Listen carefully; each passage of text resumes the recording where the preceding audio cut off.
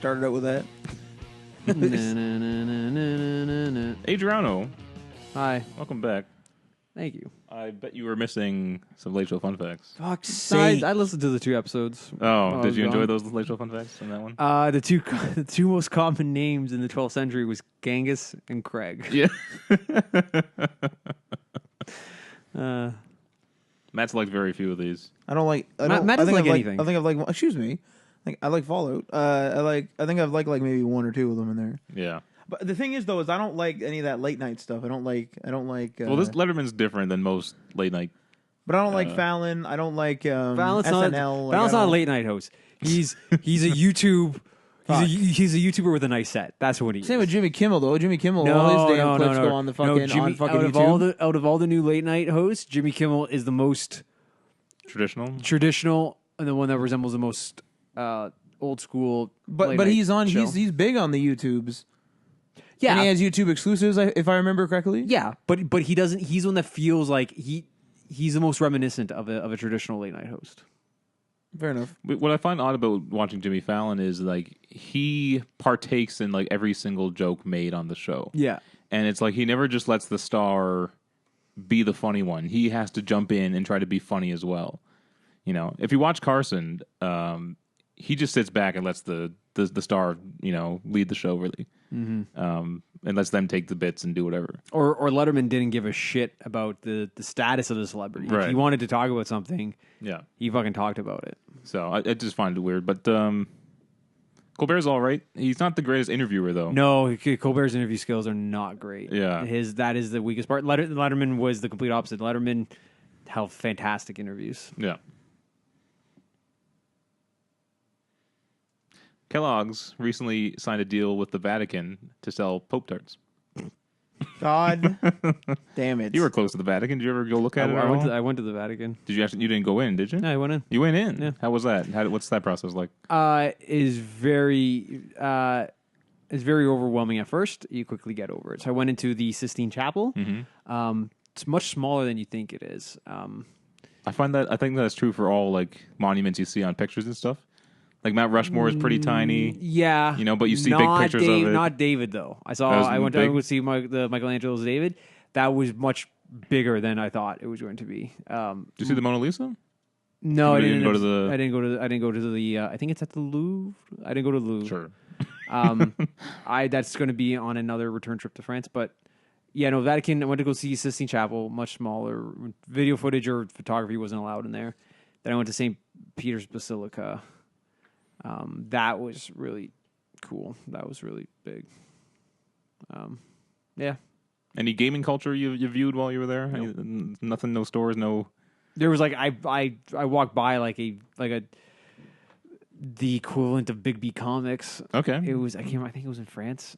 So that was about it. I didn't even go in.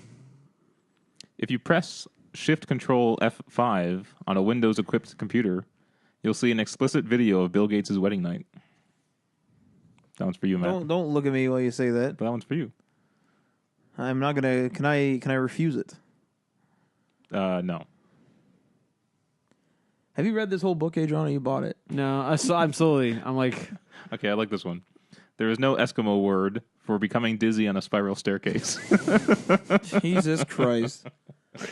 All right, welcome to Day One Patch Podcast, episode 211. I'm your host, Ryan Johnson. Adriano's back all the way from Europe. Hi. Matt Lawrence is back all the way from Caledonia. What's going on?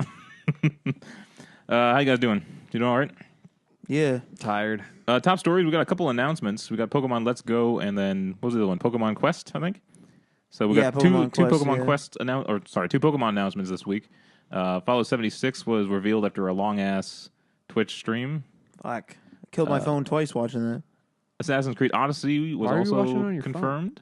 Because I had it max volume in my pocket because they were just streaming the TV. Also, Adriano, it's 2018. A lot of people do stuff on their phones. Yeah, that's true. Yeah, no, I understand. That is true. I understand a lot of people, but like it was a fall review. I figured you would be like at a computer. big- I wasn't Yeah. a computer like for a while. I'm wondering why Matt Lawrence is watching it on okay. a phone. Yeah. I was on a computer because it was in the background. Because like I watched it for a bit and I was like, okay, this is like something's going to happen. So I just turned up the volume to max, put it in the background. But then whenever time I left, I'd like leave the stream on in my pocket at max volume. Okay. And then we're going to get some of Adriano's E3 predictions in I guess, expectations. Since it's only what I want to say 11 days, I think. It's next weekend. Next weekend. Yeah, that's what I mean. That's what I was saying by why like we're getting only teasers right now. It's in the shared calendar Oh, I forgot. We added. You had yet to add the PlayStation conference because they haven't officially announced it. they have. Oh, they Yeah, have. no, Yeah. they When did did that like, happen? Like 2 days ago or something. Oh, okay. And then so Matt tried to add it, and I'm not sure if he was successful. Yeah, I did. Hang on. It's on mine. Oh, I anyway. got it. Yeah, I got it. PlayStation You're good. conference. There you go.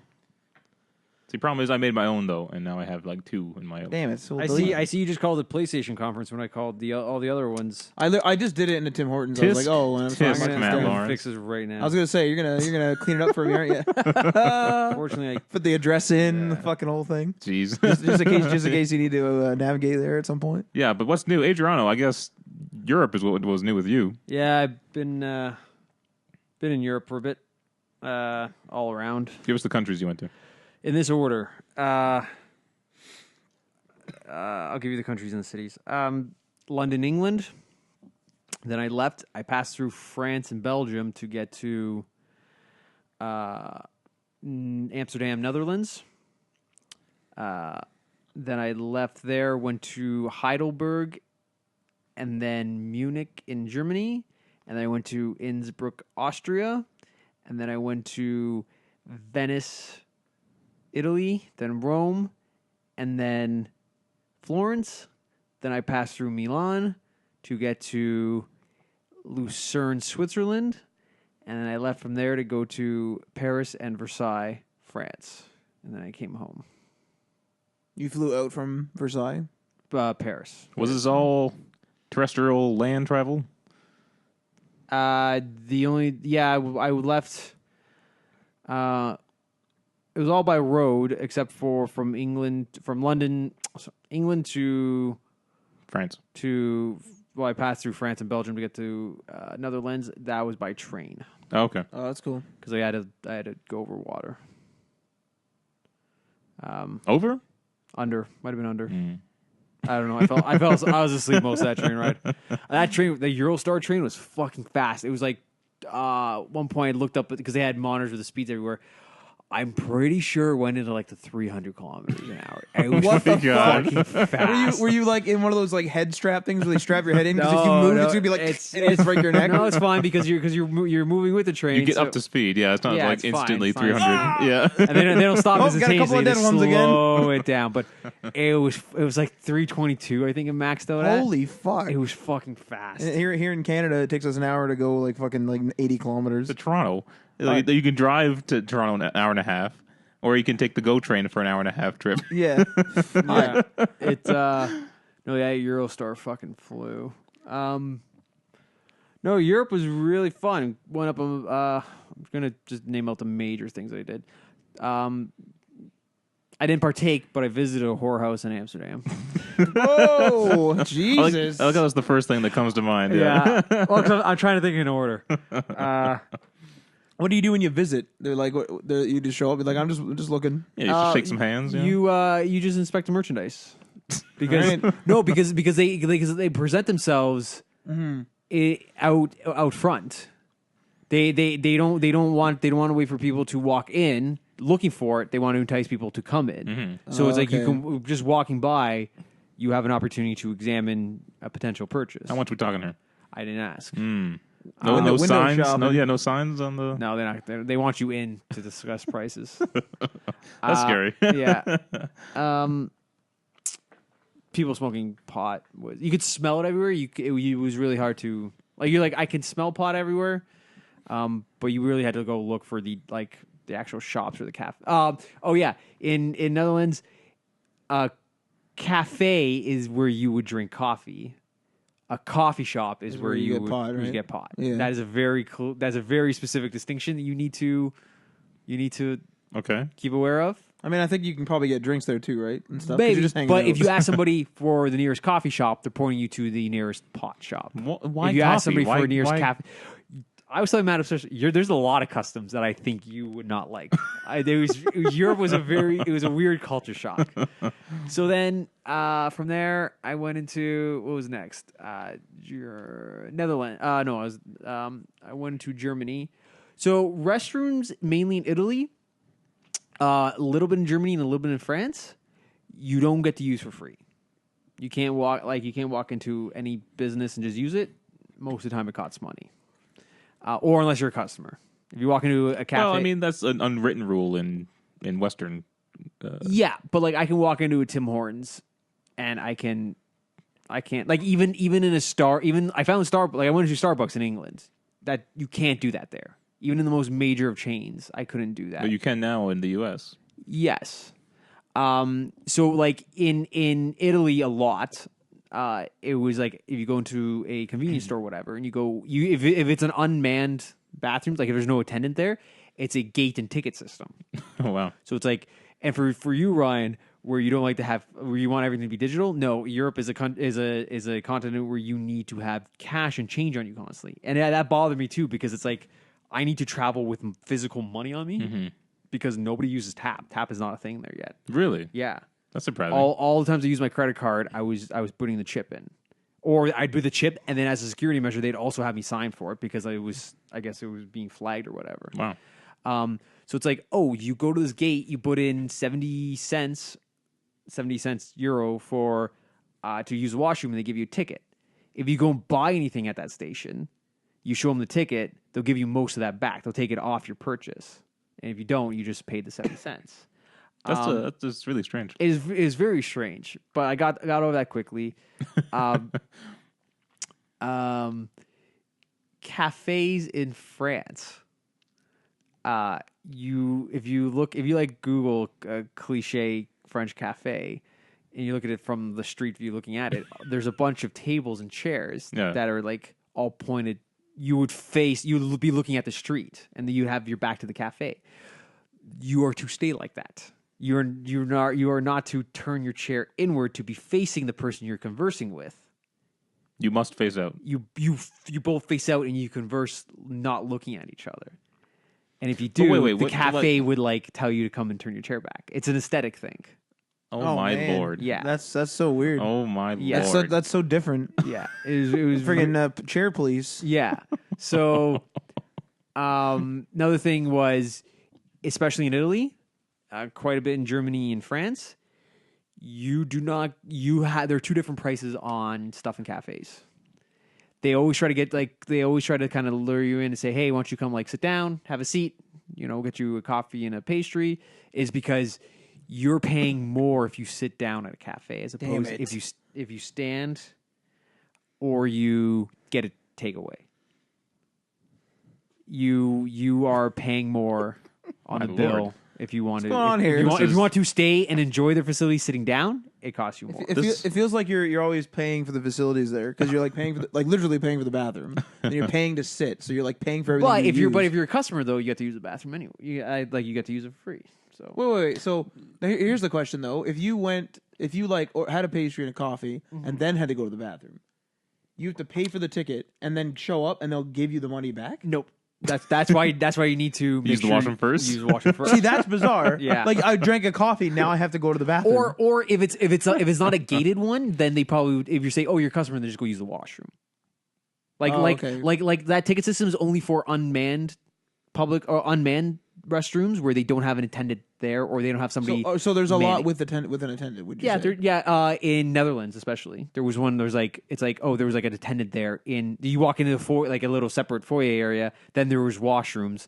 And there's a dude there. Yeah, there was a lady there, and she's like, oh, either you pay me or you be a customer. Most people speaking English there. So in the major tourist areas of Austria and Germany, there was a lot of English speaking.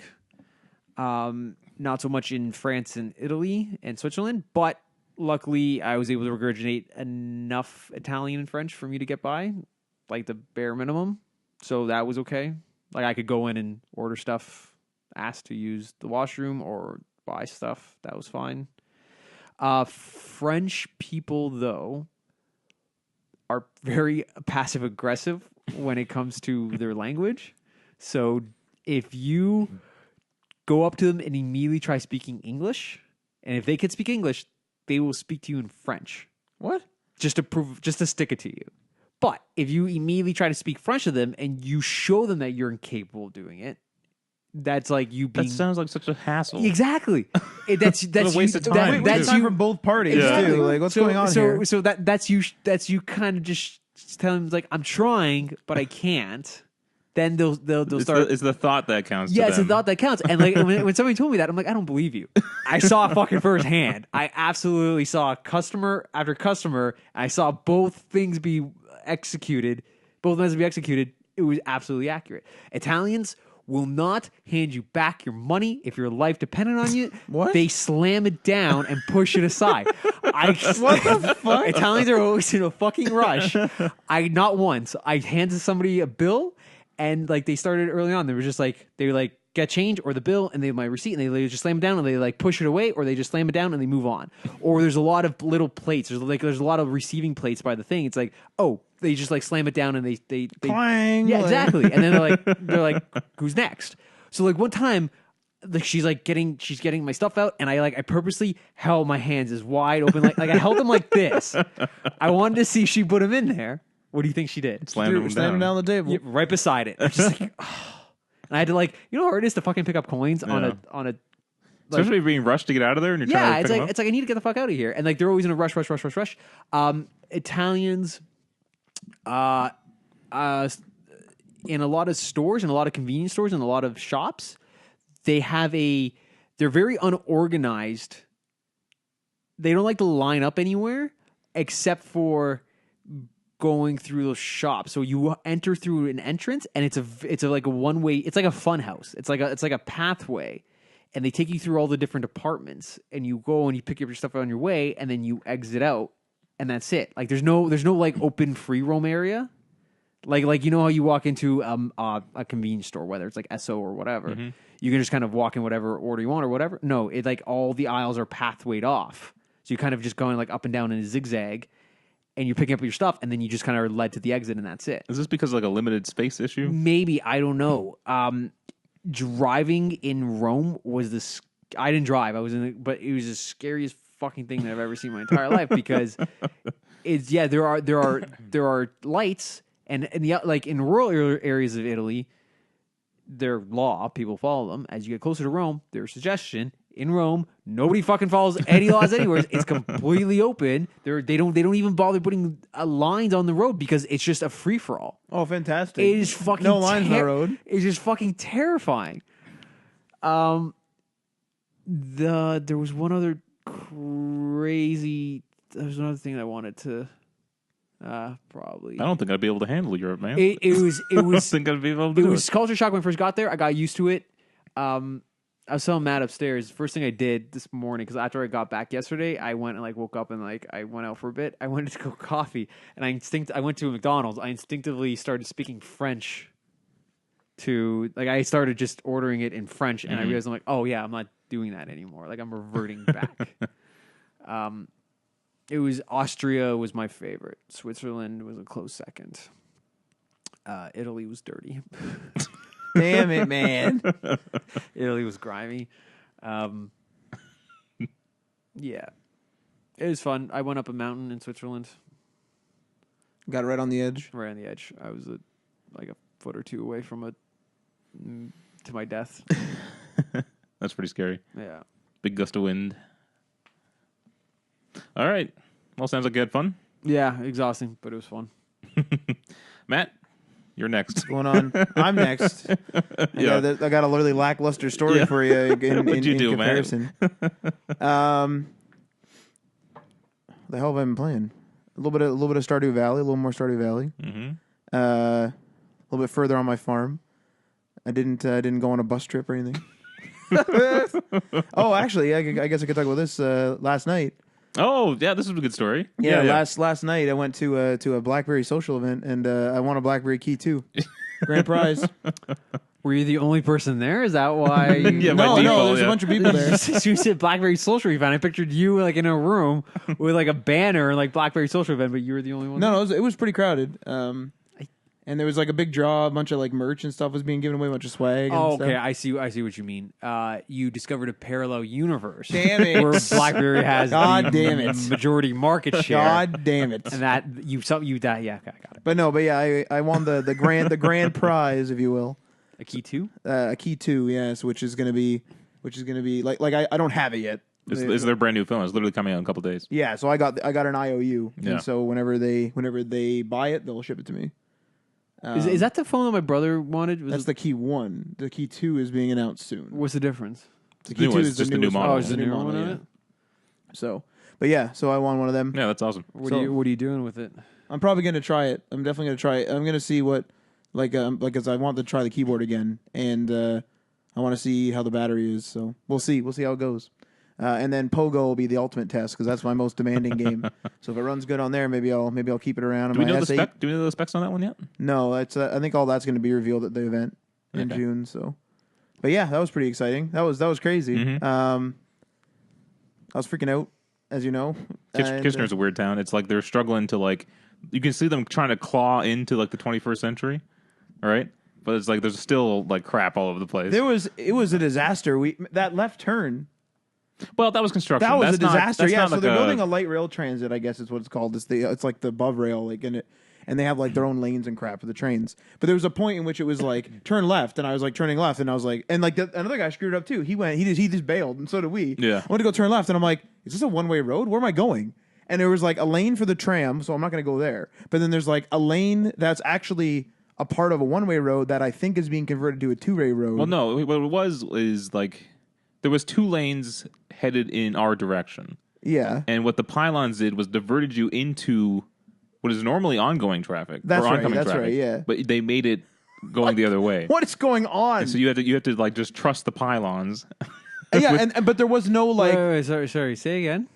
The pylons lead you into oncoming traffic. Yeah, because there's construction. But Yeah. the thing is normally I've seen when that that before. happens though, they'll have like the triangle sign or whatever, like where it'll has like There was no. two There was. ways. It wasn't It'll like clear. show you, but it wasn't clear. It looked No. like I was just going into an oncoming traffic. Yeah. And somebody else was driving like straight, and he just like saw it and just bailed. Yeah. And I turned left and I just bailed. Yeah. Just got the hell out. It of was there. weird. Yeah. But yeah, that was a pretty great moment. Cool. And then my air conditioner broke.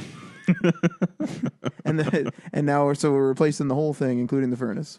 Well, So- which they told you needed to do. Yeah, so there you go. That's that was my week. All right, I've been playing Detroit Become Human. See, I'm screwing up the names now too. See, man. it's stupid. It's Yeah. It's a Yeah. stupid name. Even if you said Beyond Two Souls, I probably I wouldn't have I just would have accepted it. I Yeah. wouldn't have corrected you. But Detroit Become Human. Same games as far as I'm concerned. I'm very much enjoying it, and as far as I can tell, there are pretty drastic decisions you can make, and like at the end of each mission, it shows you the other paths you could have taken. Does it actually does it spoil them? Doesn't tell you what it was, right? But if there was like a big decision at one point, you'll see where it branches off to another decision you could have made. Oh, you see like the web that we saw in the trailers. You see the web, but it doesn't show you what those decisions were or the outcomes. Okay. Yeah, you can kind of infer because there's literally parts where it's like, oh, I mean, yeah, like I would have how died many here ways if can a I story go chose this sometimes? thing. Yeah, but it's pretty cool. Some of the webs get pretty intricate, and some are a lot shorter or longer than each other too, depending on what you do. So, I think we're slowly getting closer to that point where they actually you can actually change the story. But the problem though is that they only write one story. There's only one real overall arc to the story. There's like a main story going through it. You can change the smaller decisions while you go through, but everyone's game, you're all going to end up in the same location. Do you know what I mean? Oh, really? Well, that's how all these games turn out. You know, like Fallout, for example. You can play. Well, you can those make, type of games are a little more acceptable because they're open world games. Like there's Yes. a lot more. yeah, there. but I mean, admittedly, I haven't played this when they game, sell so. it to you, though, they say like your decisions matter. They change the game, but no, you change parts of the game, but you really end up at the same place everyone else ends up at. Well, you know how in the E3 demos, I guess it was before, Mm-hmm. there was like that one where it was like the android had taken the girl hostage, and then there was, I think that was shown a couple of times because it was like different ways to do it, and then Yeah. there was like another one where they were in the street or something. There was like a riot, I think, Yeah, something like that. I always envisioned it like, depending on your decisions in that hostage situation, like assuming they're connected, right? You could end up in that riot, or you could end up totally not in that riot. see, that's what I'm saying. That doesn't happen. See, I don't like that. That's weird. All the scenes are fixed. It's not like they made 20 scenes, and you could end up in any one of them. There's always each mission is the exact same mission, but the choices you make in those missions can affect later ones. How major This are doesn't sound like a game I'd enjoy. Yeah, like I how think, major I are think these you would. decisions? I think you would. Like how big of a change can I do? I can give you a small example here. Yeah, do it up.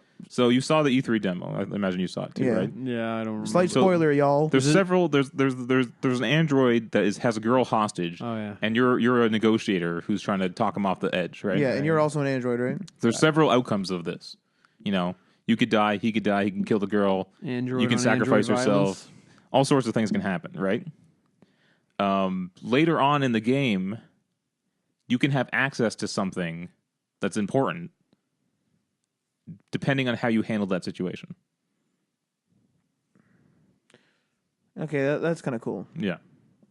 So there's stuff like that. You can see like where it's like, oh crap, I should have done that back then because I would have had that now. Yeah. You know, that's happened to me several times. Where I'm How many times do you plan on playing this game? probably twice. You're actually gonna go through it twice. I think slowly. it's definitely worth the second playthrough. Yeah. I like that you were telling me about the main menu. Oh yeah, the main menu is really cool. So just to explain to Adriano, the listeners, the idea of the game is there's androids that are pretty much indistinguishable from humans, other than that we can control them, right?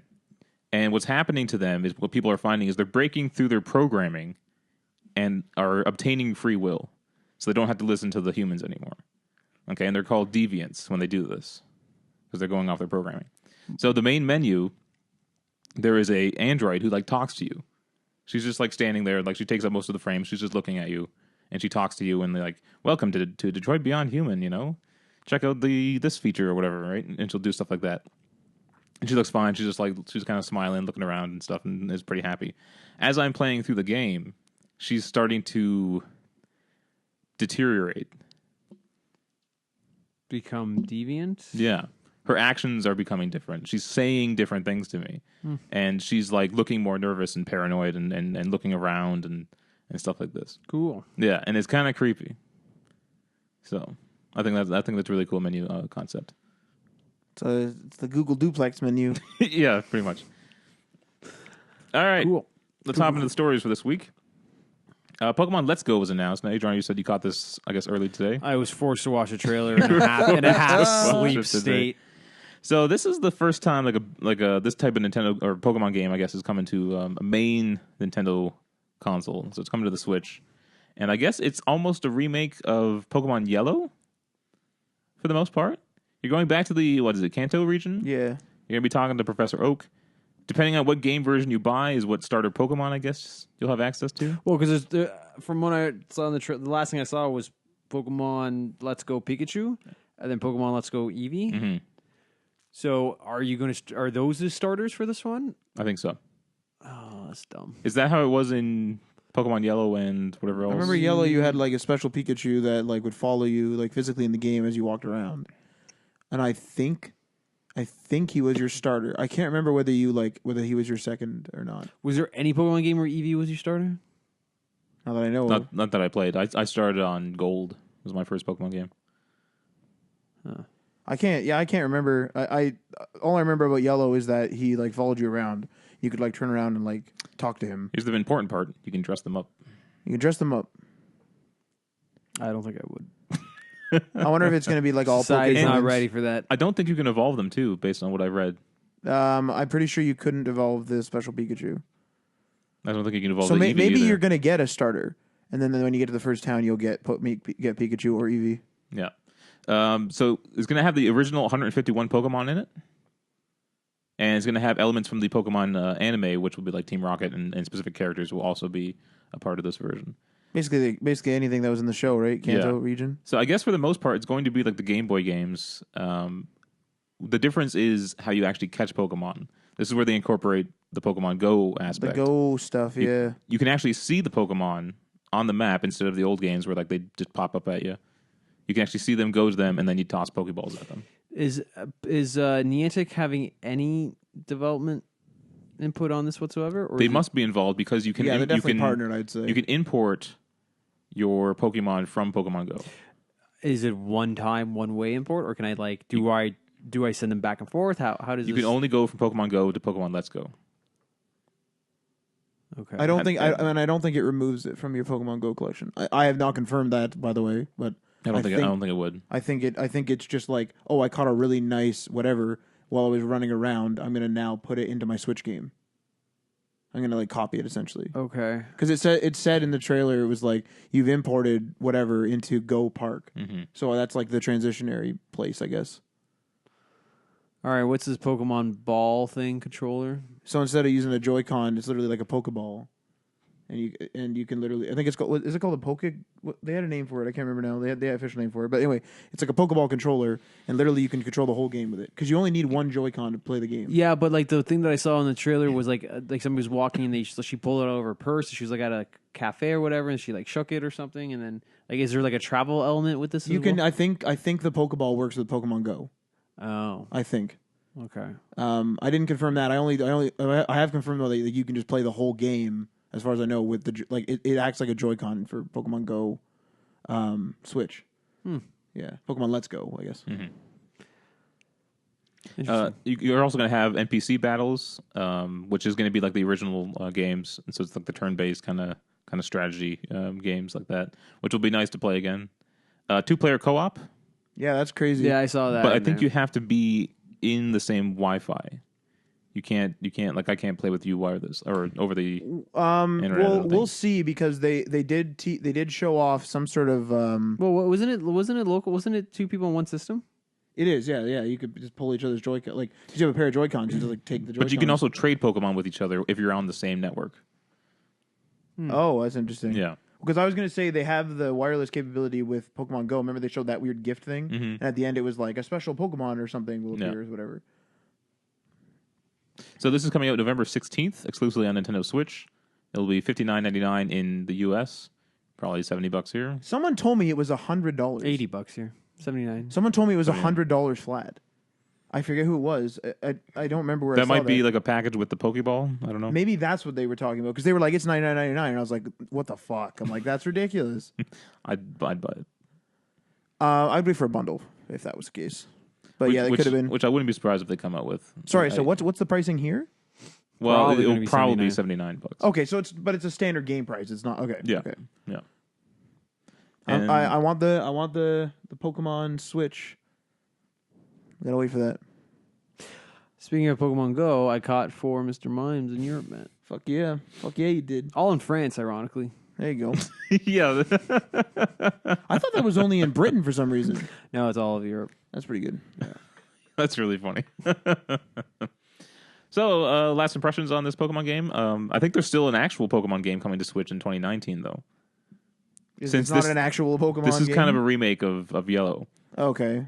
So I think they're coming out with like an actual, probably maybe no Pokemon Go integration, maybe just a standalone Pokemon game for Switch. Well, I was you and I were discussing this very briefly, and I was thinking like this is an evolution of the whole Pokebank thing, where it's like, remember how they were saying, I think it's like Ultra Sun and Ultra Moon, they're kind of done with the DS. Yeah. I'm thinking what's going to happen is this is laying the groundwork for how Pokemon is going to evolve in total. So like we have this app which we thought was totally separate from what the Switch game was going to be. Now we have this Switch game and Pokemon Go still that are connected. So I think this is going to be like the groundwork for how Pokemon is going to work, and you're going to be able to. I total speculation, but you're going to probably be able to like trade between them and like have a proper Pokebank between all of them. Like this is like the modern version of I'm a quote unquote trainer and I'm going to buy the games to unlock more collections, and I'm going to have like a this quote unquote this PC or whatever. Right. You know. Yep. So that's pretty good. Well, I'm a little disappointed because I don't want to. I'm gonna probably have to buy a Switch. I mean, and I don't want to do you this really year. Do you really want to play this game that bad if it's just a remake, as you said? Well, I've never played Yellow, so Is this also going to get you back into Pokemon Go? no. I'm surprised you didn't come back because of the quests, like really kind of fixed it Well, up. once you fall out of it, and it's like everyone's getting legendaries, and you're telling me how weird the community is now with like only going after certain legendaries. That was certain days. That was because there was a shiny released, and people And see, were like, I don't want to go. Like you guys were crazy, chatting up with random people and going out but and going that's run what raiding the quest parties. fixed. That's what the quest fixed. See, I didn't like any of that. You don't need to do that anymore, though. That's what the quest fixed. So now it's like if you were, let's just say you had a local park and you just like walk around the local park, as long as you're doing quests Mm-hmm. every, I'm going to say month, but like, follow their Twitter and they'll be like, hey, Moltres, which is a legendary, is like now available in like if you get all your badges. Right. You can get like 1 badge a day. You have to get a certain amount of badges, and then you have a chance to catch him. So you didn't have to do a raid. Mm-hmm. So like they fixed it for people that want to just walk around. But if you want to raid, it's a quicker way to get it. Right. And it's not so random, but they did fix it. If you just want to walk, you can just catch whatever you see and then just do the quests. And the quests are totally like remember you had a couple, Adriana, that you didn't like. And you just X them away, and you just swipe another Pokestop, and there's a couple more for you. Mm-hmm. Easy. Like they fixed the single player, in my opinion. Yeah, we'll see, but I don't know. As of right now, I mean, when's the last time you guys went out? I mean, you were in Europe, but Like last week, yeah, that's pretty good. Matt and I are planning on going out at some point this weekend. Yeah, It's okay, Ryan. Makes you feel better. I want to quit. I really, really want to quit. do you have interest in this new game though? No, probably not. I'm surprised you're not using it as an excuse to get a Switch because you really like your Wii U. Yeah, but I don't need Pokemon to get it as an excuse to get Switch. There's a million other things on Switch that I'm looking forward to. no, but that's exactly what I mean. Is like I thought this would be the thing that pushed you Metroid over. Prime 4, No More Heroes 3. When those eventually come out, probably not for a while.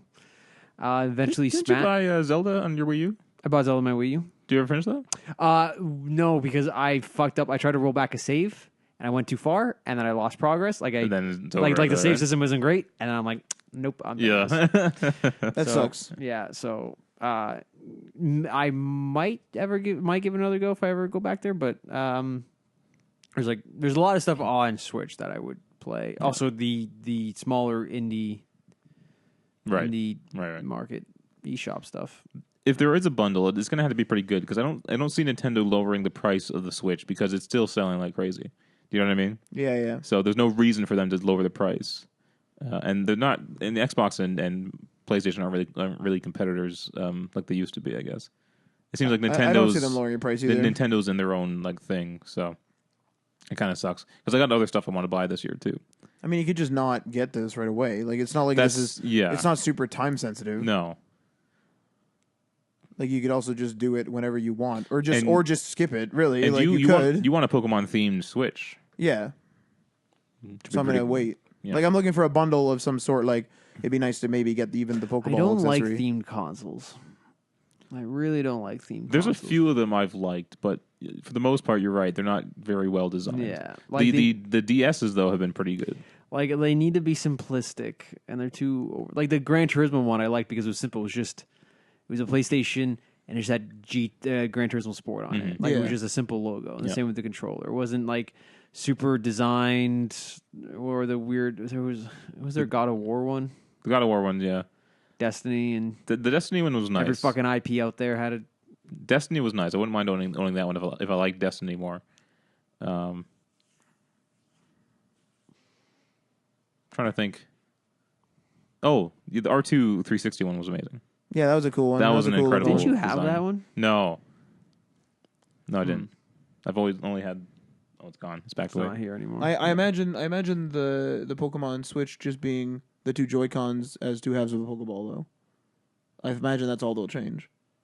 Oh yeah, absolutely. But that's still But that's cool to me. like I don't even want the red and blue Joy Cons for Switch. I want the dark Solid colors? Yeah, the solid black ones. I did at first, but I kind of like the opposing colors. No. They're okay because they're like separate controllers, kind of, which is interesting. All right, let's move on to another big announcement. So Bethesda ran a well. First of all, they just posted the Fallout like The hashtag, please wait with the the picture. screen. That screen probably has a name, but I don't remember. It's a please standby screen, probably. Let's call it the standby screen. They posted it on their Twitter. Everyone started freaking out, Yeah. and then the live stream went up, and then people were freaking out, and then nothing happened on the live stream. Just weird things, people coming on and Pete Hines coming in for a drink with the Vault Boy. and laughing at us and stuff. And so I guess this was a 24-hour stream before the trailer finally launched. People were reporting them for AFK on Twitch. And then, like, I heard that there were so many reports good. that Twitch staff started jumping into the chat, and they started, like, trolling in the chat, too. Because I guess, like, Bethesda okayed it with them, probably, right? Yeah, that's funny though. So yeah. Anyway, this trailer came out. We all just watched it before the show here, so we're all fresh on it. Adriano, as a person who hasn't really played Fallout, what's your take on it? What did you like get from that trailer? Virtually nothing. Yeah, because I know nothing about the. We fast tracked the shit out of the two games, 3 in New Vegas. Oh, I forgot you did. Yeah, you have played them. Then. Yeah, we Yeah. ripped through those. But not. I wouldn't say in the normal sense of No. I just wanted to get to Fallout 4. This means nothing to me. It had a very Bioshock-esque feel to it. That's what Marty wants from this game. He wants it to be in the vault, but a Bioshock. That would vibe. make me interested in it. Yeah. Yeah. So anyway, Matt, you're the resident Fallout fan here. Yeah. What did you think? Pretty good. I was freaking out. Throwing stuff? I had my well, what had happened was I didn't see it on Twitter. Mm-hmm. Tim, like I guess, screenshot it and sent it to me, and I was like, "That's fake," because it was a screenshot. And I'm Right. like, "That's a fake, like something from Instagram." He's like, "No," and so I looked it up and was like, "Holy fuck!" And then right as I looked on Twitter, it was my Twitch came up and it was like Bethesda's gone live, and I was like, "Holy fuck!" So I like ran over to my computer and I left it on, and then it was like just a standby screen, whatever. So I like left it on full volume in the background, and if I was on the computer, and if I wasn't at the computer, I had it on my phone. Yeah. At max volume, and I did catch it when it first came up. I did catch like the first run through of the trailer. People were freaking the hell out. What's interesting about this though is we have the quote unquote leaks of like it's going to be multiplayer or multiplayer focused. Some people are saying it's going to be battle royale. So what I found out when I was making the show is that 3 anonymous sources described the game to Kotaku, saying it was a online survival RPG similar to DayZ and Rust. So it's not just one source; they have 3 sources who told them this. Yeah. So that kind of gives weight to this rumor that it might be true. I wonder though if what we were discussing was they added a mode in Fallout 4. So like survival difficulty was in the game before they did the survival mode. So survival difficulty was just very difficult. And then they eventually patched in where if you were on survival difficulty, it was like extremely difficult where you had to like drink, eat, like not get sick, sleep right. You had to survive. What I'm curious is with the base building is whether this is going to be some sort of thing that plugs into an app where you're going to build a settlement. Like the game is going to be a regular Fallout game, but there's going to be a mode, like a survival mode or like something like that, where you build a base. You can probably do it in multiplayer, and maybe it like connects to an app or something, and people can like attack bases, kind of like a base builder conglomerate, if you will. But like Rust and DayZ are similar in that sense, where you could construct a base, so to speak. I imagine this will be more elaborate. Could you imagine the creative engine though doing this? Like that's the thing.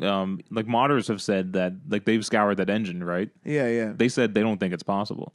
And so, but like I think that co-op is probably possible. Like this could be a mode. This could be literally just you want to like come into my game and then we'll just like play. I guess they did confirm that there's still going to, or maybe it was the sources. The sources for the Kotaku article, right? They said it was still going to have like some of the aspects from the other Fallout games, whereas like quests and stuff like that. Yeah. A little backstory on what actually Vault 76 is. It was a control vault from Vault-Tec, which means they didn't perform any experiments on the inhabitants. So they were just supposed to be hunkered down, and they would come out and they'd be normal. It's supposed to be 20 years. You would compare them to the ones that they did experiments on in all the other vaults. Yeah. And they were meant to recolonize specifically. Yeah. And that's why in the trailer, Ron Perlman, as the TV announcer or whatever, was like, "You'll be the guys that rebuild or whatever." Yeah. What's unusual though is like That was Ron Perlman? That was Ron Perlman. He's always the announcer in all the Fallout games.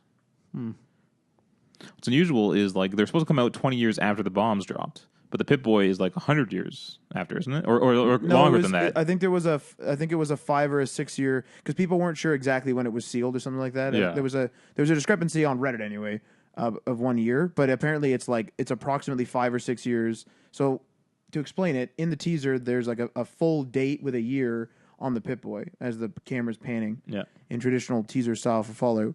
And it's not 20 years, it's like 25 or 26 years, depending on when it was sealed exactly. And so what people are saying is like, that vault was, not a social experiment. It was supposed to open up. Why isn't it? And then as we zoom out, we see a Reclamation Day, which people assume, hey, we're going to reclaim the wasteland and we're going to go and recolonize everything. So we're trying to, people are trying to figure out why it didn't open. Like, it could have just been a technical problem. But it could have opened, right? And people still living in there. Yeah. So where have we seen Vault 76 in any of the other Fallout games? Inside of 3, inside of the Citadel, which is the Brotherhood of Steel base, there's a terminal in which the Brotherhood of Steel has documented the regional vaults. And the regional vault, one of the regional vaults is Vault 76, and it describes exactly what went wrong, what was going on in there. Like, it was like, this is a regional vault. It had like these many occupants, blah blah blah blah. Like the whole thing we just said. And that's the only time we ever see Vault 76. No, there's 2 other times. So there's one other time where in Fallout 3, but it was in Mothership Zeta DLC, where when you're up in the ship, you pick up a radio transmission, and the radio transmission is like a scientist.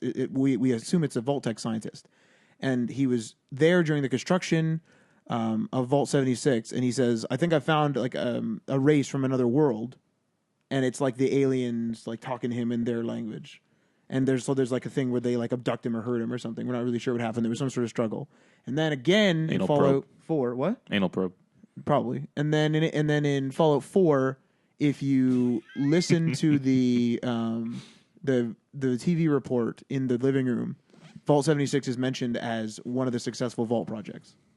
So that's cool. I like that stuff. I like when things go right. I found a YouTube video once of like somebody just talking. They started Vault 1 and they talked through all the known vaults and what the different. I was about to ask that. Like, do we know anything about Vault 1?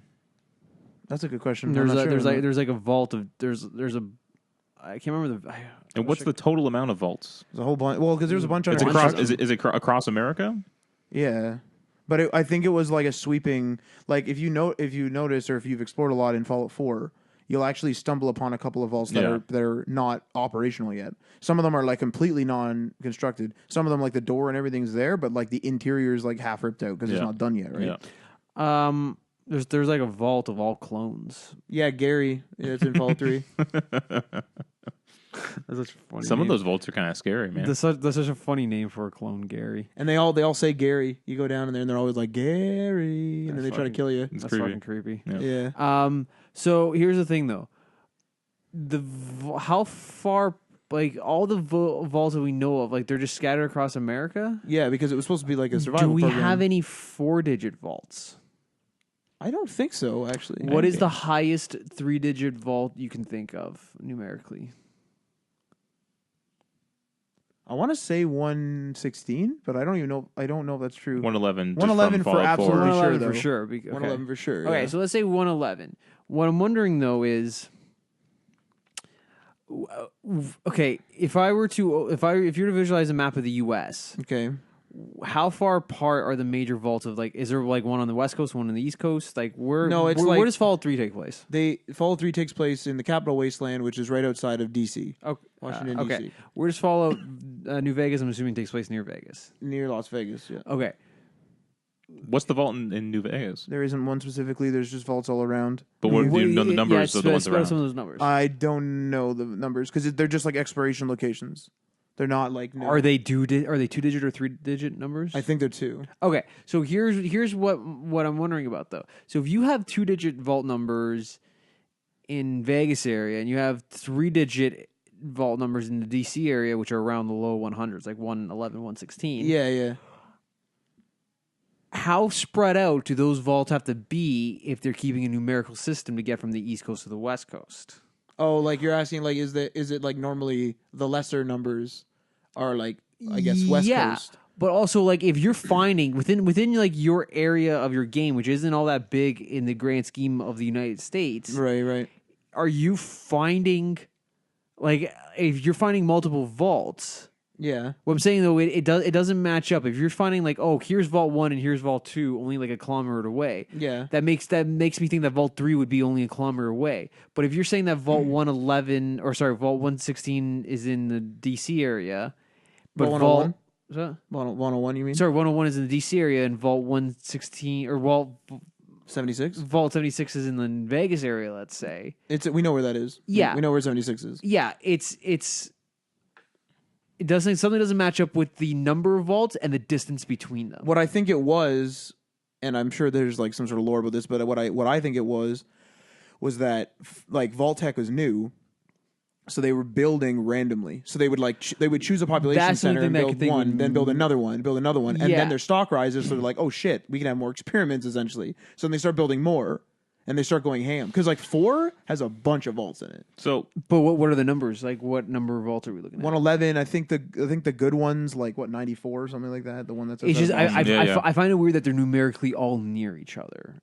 Like they're all. I think in it's the because same- it's near a population center like Las Vegas, Washington D.C. Yeah, but the States is a fucking massive country. I feel like I feel like either they need to start upping the number in the they need to get into the 800s for vaults, or they need to start But- introducing 4-digit vaults. but you have to remember though, they weren't necessarily trying to save all of America. No, they weren't trying to do any of that. Their goal was to experiment on humans. Yeah. When the rural areas, okay, I guess.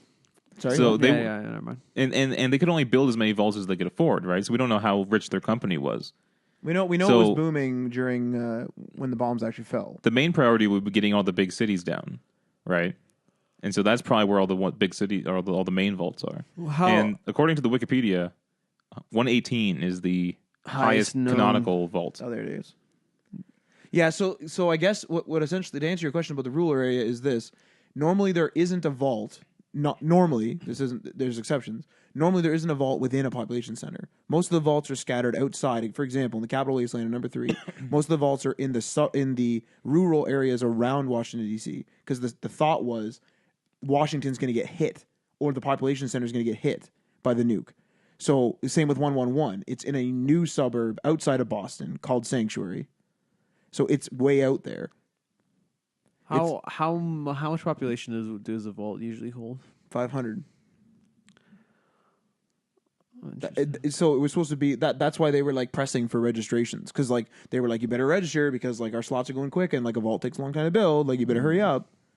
You know what I thought of when I saw this 76 jumpsuit when I watched the trailer? Soldier. Exactly. A lot of people are saying that. I kind of want a soldier outfit with the Vault Tech That'd be cool. jumpsuit on. It'd be amazing. That'd be a cool one. That'd be cool. Yeah. So yeah, you can actually go on the Wikipedia. It gives you the location of the vaults and like what they did in those vaults. Yeah, there's a. I'm going to read through that. That sounds interesting. Yeah. The whole like lore of Fallout's super interesting. No, I wish they expanded more on it. I wish they had like I other feel stuff. like books would be a good opportunity to do that. Yeah. It's really weird. Like Elder Scrolls is sort of the same way, where it's like I think there's like a lot of book opportunity, and they have like one book. I think, as far as I know, there's only one book, one novel, Yeah, I guess. and that's just really bizarre to me. Yeah. But I think Fallout 4 was when they really started merchandising. So maybe we'll see, like with this one, maybe or like maybe with the next Elder Scrolls, we'll start seeing more merchandise and more like comics or like novels or whatever. Or they might just want to keep it to the games. You know. Yeah. They're a game studio. That's what they're gonna do. One final point actually about the trailer. Marty made a really good point about this last night. Is that he was going through from 3. He went 3 New Vegas 4. Any of the teasers, like the first trailer, was a depiction of exactly where you're going to be playing. This teaser was only in the vault, which like feeds his point possibly. Yes, but I mean, it is possible for them just to be, you know, Yeah, this is the first Fallout where the name has been 76. the vault number. Yeah, So I had a crazy theory where if this is a battle royale game, okay, so in Mothership Zeta, slight spoiler, I guess. So in Mothership Zeta, there's a part in which the humans are told to fight each other. What I'm curious is whether I really hope they don't do this. People in 76 are essentially like the aliens know they're there, as we know because of the scientists. Vault 76 is a lobby hub, and in Mothership Zeta, they will like so it's like, oh, I'm gonna lobby up. You lobby up, you're into Vault 76, you walk around, you mingle with other players. And then essentially the battle royale part of it is the aliens like zap you out and then teleport you down into the place and into like the wasteland. And Yeah. then you got to fight. yeah, completely So- possible. Completely possible, yeah. So we'll learn more at E3. Their conference is on Sunday, I believe. yeah. Sunday night Yep. for East Coast. Our last story here, Assassin's Creed Odyssey has been confirmed. So it kind of leaked before their confirmation, like all things do apparently nowadays. So we're getting a Greek focused Assassin's Creed now. Cool. I'm kind of excited. The last game was pretty good. Now here's they released this is a really short video. It's just like a Greek guy kicking a guy off a cliff. Damn it, it's Doing freaking 300. the classic Spartan kick. Ask me the last Assassin's Creed game I played. Rogue. Yes. So some of the rumors we're getting from this game is that it's gonna take a lot of what Origins did, obviously, and do something different with it. But then it's also going to add you can choose your gender for your character, and it's going to have dialogue options. Is it going to change the narrative based on your gender, or is it always? I don't know, but this is sounding more and more like an RPG. So Origins was very RPG like, right? And now it seems like they're going even further with the gender options and dialogue options. It kind of makes sense because like it's just like, I feel like these like very specific assassins don't need to be that specific. It's just like right. You know, there's a whole guild of these damn things, there's a whole creed of these damn assassins. Yeah. So if you're just the good assassin in the group, whatever, you know, right. So I'm pretty excited for this. When is it coming out? Well, we'll hear more about it at E3, but probably this year, I guess. They can't be doing those yearly. That's how the franchise is going to go stale again. It sounds like they're going away from it. They did 2 years off, but with a movie, and now they're bringing it back to 1 year. Yeah, they're going to fuck it up again. Yeah, we'll see. That's it. That's all we got. We got Adriano's impressions. Well, you can do that while I go to the washroom because I really have to go. Interesting. All right, Adriano, what we've already discussed, I think it was in the previous episode, what we were expecting, what we want, wish list, whatever, from E3 this year. What are your thoughts, takeaways, wishes for E3 this year? I think there's going to be something from Valve. You think there's going to be something from Valve at E3? Yeah. Do they normally do a presence? No, but it's also because they haven't released a game in fucking 10 years. It's been a while, huh? Yeah. It's been a real long while.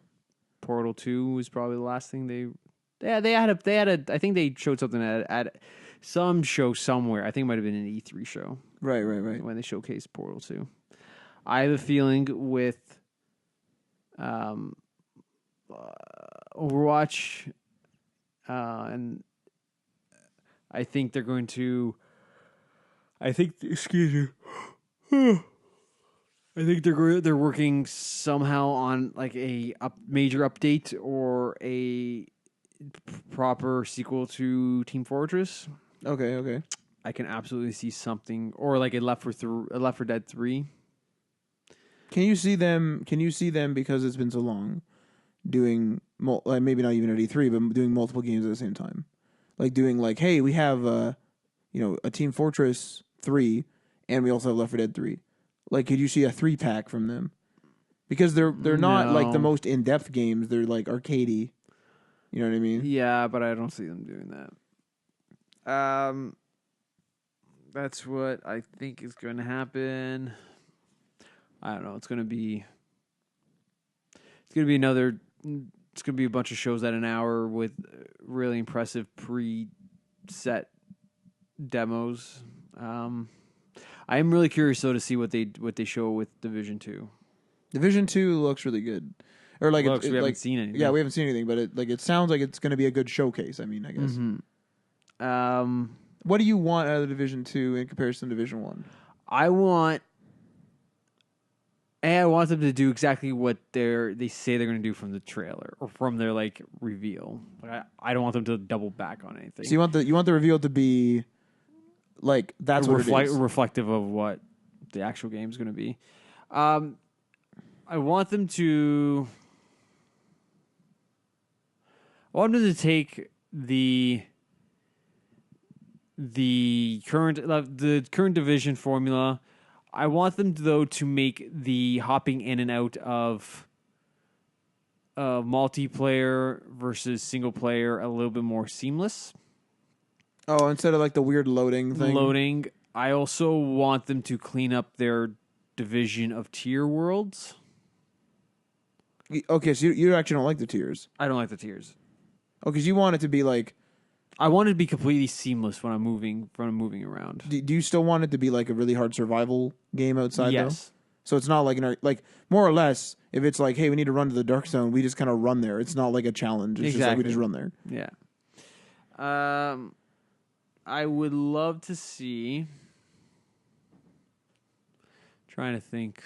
I would love to see something from fucking EA regarding a different Star Wars game. But I don't think what type of Star Wars game do you want? Like another Battlefront? No. The one That's a quick no. No, the one that was supposed to come out, the Uncharted-esque one, but apparently they've taken chunks of that and they've hung on to it and they're starting over again. I'd like to see something from Star Wars in that area. Right. Even if it's like just a quick teaser. Yeah, something. Just give me something. Like I'm so fatigued with the movies. I want a good Star Wars. I want something good from Star Wars. Then you should go see Solo. Yeah, how was that? It's good. Yeah? Better than Rogue One. Yeah, I agree, yeah. Yeah. It feels like Star Wars. Like it's fun. Okay. Yeah. I'm probably going to go this weekend at some point. I don't know what else to expect from... Well, I was thinking, I don't know whether you were here for the show, but I was discussing, at least with Ryan, that I'm curious as to what the Division 2's content plan is going to be because, so Division right now, like Division released and it was like, kind of lackluster, not really much end game. And then they released like the free packs alongside like DLC packs. And there were other free updates and the whole bit and there were overhauls. What I'm curious is how much we are going to get base. Like, are we going to have a very stripped down day one game again? Or are we going to have like HVTs and like a bigger Dark Zone? I imagine you're going everything that you've seen at the end of the Division, you're going to have as a base game in the Division 2. Even the paid stuff like Underground and stuff like that? Probably. And that's going to be base game, you think? Probably. Like day one. I don't know if they'd do that. I think something maybe like Underground Probably. for sure because you need a PvE farming like area. Yeah, okay. But I don't. Other stuff, I agree. I don't think they'll do DLC again. You I don't think think they'll do DLC I think again? these games as a service games are going to Yeah. go free DLC, but they're going to add new content that you're going to want to buy. Do you know what I mean? Like new guns or New guns, new skins, new outfits. I new absolutely whatever. want a different city. I don't want New York again. Do you want the winter aesthetic? I definitely vote. I for could that. go either way. If they do Oh, winter really? aesthetic, I'll take it. If they do summer, I would also be okay with that. The summer to me is Ghost Recon now. Yeah, the problem is though, if you do, I think if you're doing like a close, like you're doing close as a static as a purchasing thing, you have more to work in there on a winter. Like you don't, like you're not gonna have jackets in the summer. Yeah. You could though. It's You video could, game, like but it's like you're not not gonna big have, puffy jackets. Yeah, you're not gonna have scarves. You're not gonna have winter hats. You can have hats. You're not gonna have. You know what I want a game to do? I want a game to follow the seasonal cycle and the day-night cycle of the actual world. Yes. So if you play at nighttime, you're going to be playing at nighttime in the game, and the same with the seasons. How do you then put somebody in Australia and U.S. together? They would just see different things. I guess Okay. that might not Wouldn't work. that be weird? Because it'd be like I'm going to sneak in this dark corner and be like, "What are you talking about?" That might not work for PvP stuff, but PvE, I guess. I guess like the Dark Zone in its own right is its own little Or world. just choose the host world. That's okay. But and how many people are playing like with Australians in Australia? Quite a few, I imagine. Yeah, it's probably all regional. Like if you get put into a random server, you're probably in an Australian server. If you're in like the hub town, those are probably all people that are like. Yeah, but stuff like that wouldn't be affected by that kind of stuff. Oh, I see what you're saying. I feel like that's a bit of a stretch. I don't think they're going to do that. Well, I'd like to see it for a single player game then. How about that? Do you want more or less single player activities in the division? Like stuff that you could do by yourself? Me, I always want more single player stuff. But I understand the world's shifting to multiplayer everything. Well, no, but it's like the division is multiplayer, but like let's say nobody's on, you want to farm something. You want to I need a new, I don't know, SMG. Do you want it so that you have to queue with randoms, or do you want there to be more activities where it's like I could just go in by myself? I don't know. It's weird. These games as a service multiplayer games are very boring on your own. Very boring. Yeah, I find boring. the Division boring. I find Destiny boring on your own. It's just strange. I didn't mind the Division on my own because I don't. For me, I understand why.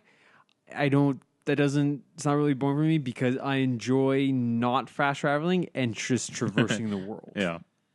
So for me, a lot of times those games I use the opportunity to, like the Division. When I did traverse it on my own, it's like, oh, I'm going to open up the map. I want to do this point, this point, this point in the distance, and on the way I'm going to nab this, this, and this. I kind of make like a mental route. On the way to doing that, I'm listening to podcasts or an audiobook. Yeah. So it's like I kind of do that, and then I work my way back, and then. Yeah, there's definitely like good, like the Division was good for listening to podcasts. Even like I listen to podcasts during Fortnite, stuff like that for sure. I do that too with like Gran Turismo and Overwatch. The thing is, is that kind of proves it's boring, though. It's like you have to have something else running. Not necessarily. Not necessarily. Like it's like the podcast is a background activity, and then you also need like a forefront activity. Two background activities combined to make one activity. Yeah. Something like Overwatch, I have fun playing Overwatch. I don't need a podcast on, but it's like I don't really need to hear either. So I can put a podcast next to me on my phone just playing. Yeah. You know? Gran Turismo, I can get with that. Sometimes depending on the car, because I turn HUD off, I need to hear which gear I'm in. So my God. So sometimes it doesn't work. Mm-hmm. I need to know what I'm shifting into. Yeah, but actually, I listen to a majority of my podcasts when I'm playing video games. Something else to say. Did I tell you I finally beat Castlevania 3? Yeah. Right after years and years. 7 years on and off. Oh man, it was a good way to start my Europe trip. Yeah. I come back now. I'm going to start a new Castlevania. Did you delete it? No, it was you completed it. It's off the hard drive. It was on my Wii U, so it's just sitting there. I didn't realize, but so there was a Japanese only port of it, an arcade port called Haunted Castle. I was like, oh, because I was going through the bunch of the old Castlevania games. I'm like, I can't. This is only on Game Boy and Game Boy Color. It was never ported over. Yeah. So I'm like, I can't. There's no way for me to feasibly play this unless I go eBay it. But then I found, I'm like, oh, it turns out there was an arcade port of the original Castlevania called Haunted Castle that came out in Japan, and then it came to PS2 on a disc, and I'm like, oh, that's cool. But then it also came to PS4 digitally, and I went to go look it up. It's like it's in the PlayStation Store. I'm like, this is such a weird thing to be in here. But I'm like, I guess I'll be playing the original Castlevania again on PlayStation 4. It's like $10. I'm excited. You're going ham for Castlevania, man. I like going Castlevania. ham. There you have it. Hell yeah. Episode 211 complete. Hopefully we'll get a shit ton of more teasers this week for E3. I guess we'll have a podcast right before E3. Yeah, we'll do we usually do a proper E3 roundup, right? Yeah. All right. We'll see you guys then. Hell yeah. Peace.